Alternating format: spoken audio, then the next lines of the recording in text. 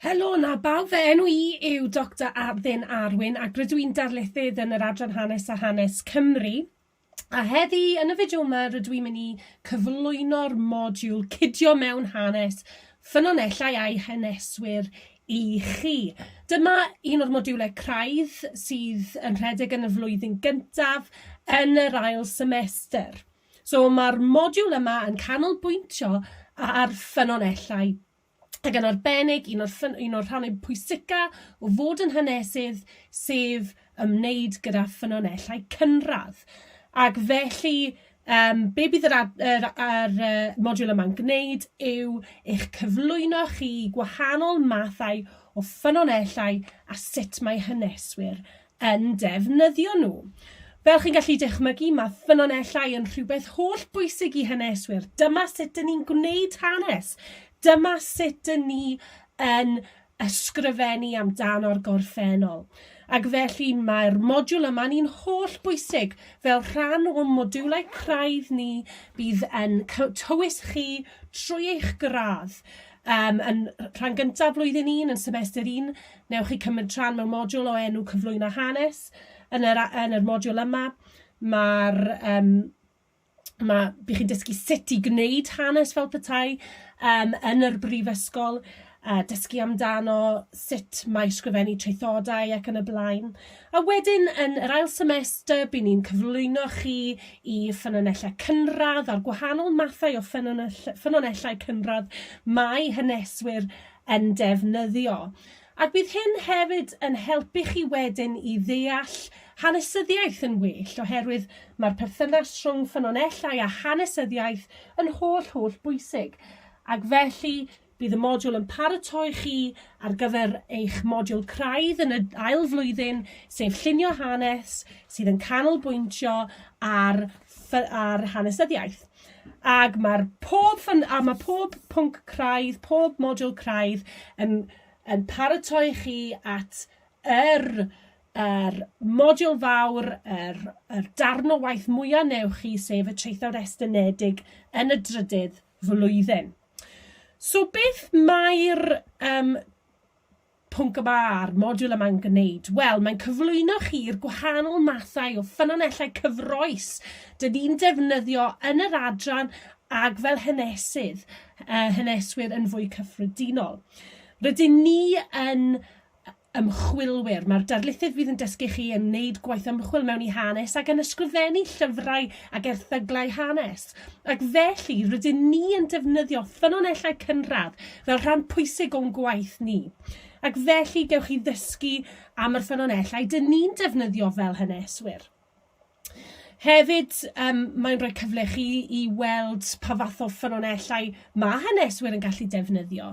Bydd chi'n dysgu am y rhai ychydig mwy traddodiadol, fel llawysgrifau, cyfnodion swyddogol, yr mathau o ffynonellau sydd ar gael yn archifdau. Hefyd, bydd chi'n dysgu am pethau fel papurau newydd ag mapiau enghraifft fel gwahanol mathau o ffynonellau.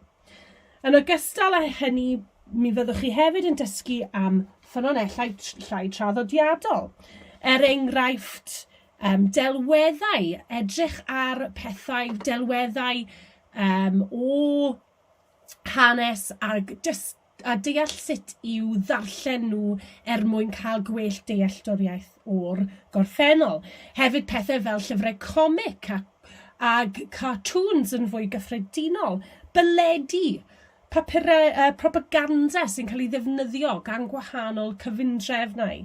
Ac yn fy enghraifft I, gwaith ymchwil rydw i'n wneud, mae'n defnyddio hanes llafar, ac felly gewch chi cyflwyniad I hanes llafar a defnyddio cyfweliadau fel math o ffynhonnell.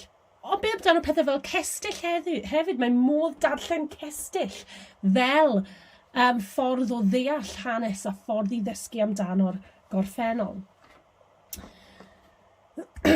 Bydd yr modiwl yma'n cael ei ddysgu mewn dau gwahanol ffordd trwy darlithoedd, lle mae'r darlithydd yn rhoi gwybodaeth i chi, ac hefyd trwy cyfres o weithdai fydd yn ffocysu ar y gwahanol ffynonellau a sut i ddefnyddio nhw.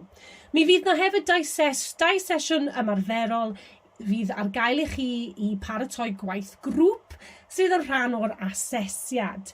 So, un rhan o'r asesiad yw ysgrifennu traethawd 2,000 o eiriau. Hefyd, rhan arall fydd creu adnodd fel grŵp fydd yn edrych ar ffynhonnell, ac hefyd rhywbeth arall fyddwch chi'n neud yw sgwennu 500 gair yn adfyfyrio ar y profiad yna o weithio fel grŵp. Felly, os hoffech chi wneud ychydig o waith paratoi, dyma rhai pethau gallwch chi wneud. Gallwch chi ddewis ffynhonnell cynradd, rhywbeth falle sydd o ddiddordeb i chi. Pa fath o ffynonellau ydych chi wedi defnyddio yn y gorffennol yn yr ysgol neu wrth astudio hanes yn barod. Be am rai newydd, rai eraill nad ydych wedi defnyddio. Mae hwnna hefyd yn opsiwn.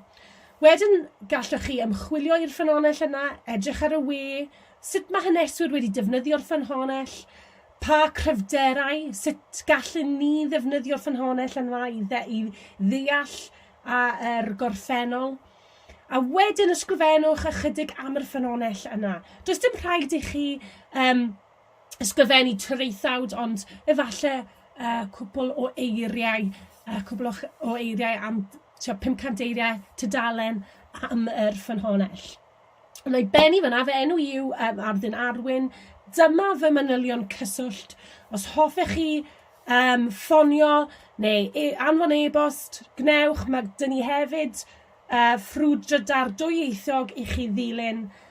Diolch yn fawr am wrando a gobeithio na i weld chi'n fuan.